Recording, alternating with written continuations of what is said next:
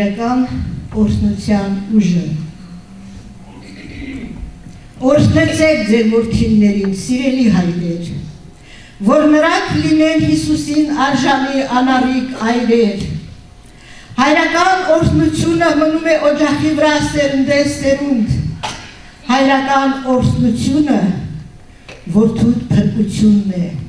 Փրկությունը ամիրալ մտքերից ու գործերից, իսկ մեղքերի թողությունը թողնենք մեր Տեր Հիսուսին։ Հիշելով հայրական օջախը, իմ շատ սիրելի բանաստեղծ Համոս Ահյանը ասել է. լույսի հոտ է, մոր ծոցի հոտ, հացի հոտ է, պապիս մի բուր հողի հոտ։ Մեր հոր ձայնը հիշելիս, արդյոք օրհնության խոսքեր ենք հիշում։ Հայրական օրհնությունը ուժ ունի, ինձ հավատացեք, ինչքան կարող եք օրհնության խոսքեր ասեք, մի զլացեք, շատ ասելուց ձեր սիրտն էլ կփոխվի, ձեր որդու հետ, ձեր հոգին էլ կփրկվի։ Ինչպես Եհովան պատվիրեց Մովսեսին, այնպես էլ ես եմ խնդրում ձեզ, իմ եղբայրներին, օրհնեցեք ձեր որդիներին, եւ Եհովան կօրհնի նրանց, ինչպես խոստացել է, Թվոց 6:23-ից 27 խոսքը։ Դանդս ուզում եմ աշխարհին պատմել ու հանգստանալ, ուզում եմ չարի դարպասները քանդել ու նոր դարպասներ բարուդեմ բանալ, թե որ պետք է ծնվել, ապրել տանջվելով, ինչ միտք ունի չարի վրա հենվելով։ Բարին գործիր, պտուղներդ քո հետևից թող քայլեն, գերեզմանիդ սոխակներ կդայլայլեն։ Որոշ մարդիկ Հակոբին միշտ մեղադրում, շատ անգամ էլ պիտակներ են կպցնում, թե Հակոբը հորը խաբել, ավակ եղբոր օրհնությունն է գողացել։ Մեր Հակոբը դեռ վաղ մանկուց փափագ ուներ օրհնության եւ խնդրում էր մեծ եղբորից անդրանիկությունը իր հոր տան։ Խնդրում էր հոր օրհնությունը, դիմեց ամեն միջոցի օրհնության մեջ փրկությունը կյանքից այրող հնոցի։ Դեռ վաղ մանկուց Հակոբը իր որդիներին Աստծո խոսք էր խոսում եւ կարծես թե իր տան մեջ օրհնություն էր հոսում։ Եկավ մի պահ, նախանձն իշխեց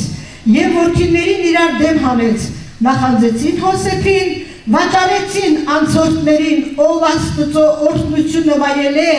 լավ իմացեք, ապրած կյանքը նրանն է, իսկ ով լսի կողքով անցնի, վարվող հնոցին արժան կլինի։ Հորից լսած Աստծո խոսքը ականջին պինդ ող էր արել, եղբայրների բռնած գործը Աստծո կամքի թող էր արել։ Աստված կոփեց, ձուլեց, թրծեց ու իր ձեռքին գործիք շինեց։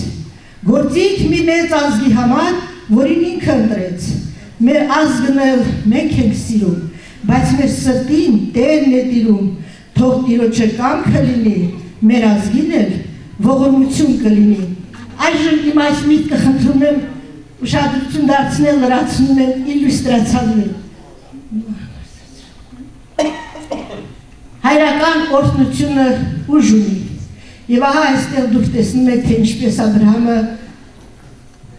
հոր խոսքը կատարեց։ Հայր Աստծո խոսքը Աբրահամի համար ամեն ինչից վեր էր, պատրաստ էր անգամ իր միակ որդուն զոհել, եւ Աստված նրան օրհնեց։ Մետքաս ապուրով Հակոբը Եսավից առնում է նրա անդրանիկությունը։ Զույգ եղբայրներ էին Հակոբն ու Եսավը, բայց շատ տարբեր, մեկ անհոգ,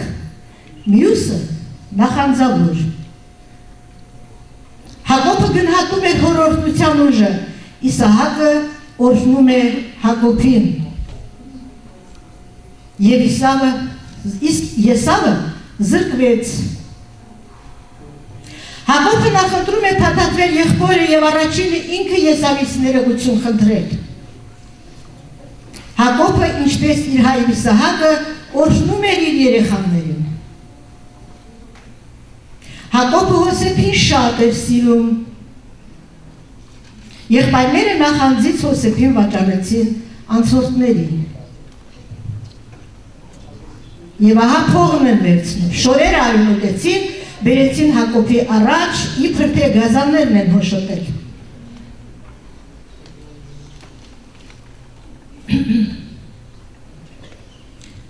Բայց Հոսեփի վրա իր հոր օրհնությունն էր։ Նա Եգիպտոսում դարձավ փարավոնից հետո երկրորդ մարդը։ Ներեց իր եղբայրների արարքը և իր ազգը փրկեց սովից։ Վերջապես Հակոբը օրհնում է Հոսեփի որդիներին։ Հայր Աստծո օրհնությունը մեր ամենքի վրա լինի, ժողովուրդ։ Եվ Հայաստանն էլ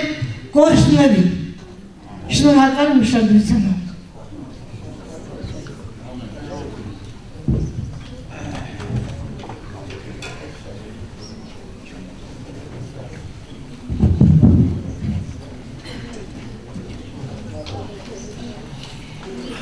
Տիրոջը, մենք ուզում ենք, չէ՞ որ Աստված մեզ օրհնի։ Ինձ թվում է մեզանից ոչ մեկը օրհնությունից չի զրկվի,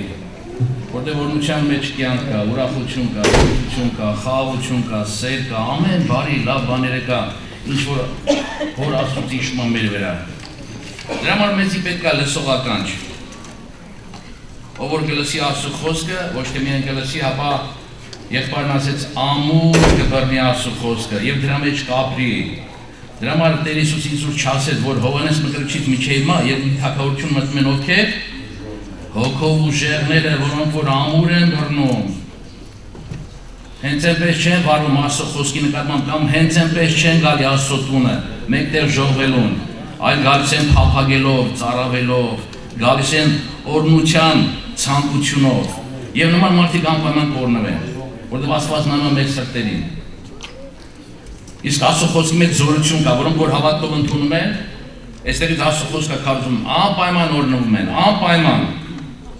Դրա համար մեզ պետք է, երբ որ մենք գալիս ենք ուշադրություն տանք մեր լսելուն, թե մենք ինչ ենք լսում, քույր եղբայրներ, որտեղ Աստված ամեն ձևով, ամեն կերպով խրատում է,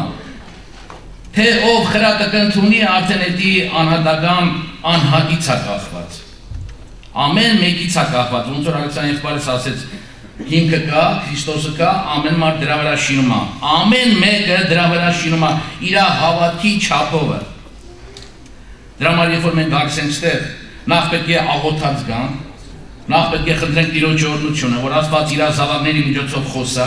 որտեղ մենք բոլորս մարմին ունենք, մարդ ենք, եւ մենք առանց Աստծո ոչինչ անել չենք կարող, քույր եղբայրներ։ Եթե մենք նախանձավոր ենք սրբության եւ նախանձավոր ենք, որ Տիրոջ տունը սարքվի, հոգիները փրկվեն եւ փրկողների թիվը շատանա, մենք պարտավոր ենք աղոթելու, պարտավոր ենք բարի գործին մասնակից լինելու, բայց եթե մեկը անհոգ է, Աստված է կտենա։ Դրա համար ով ինչ սերմանի նա պետք է հնձի։ Թող Աստված օգնի,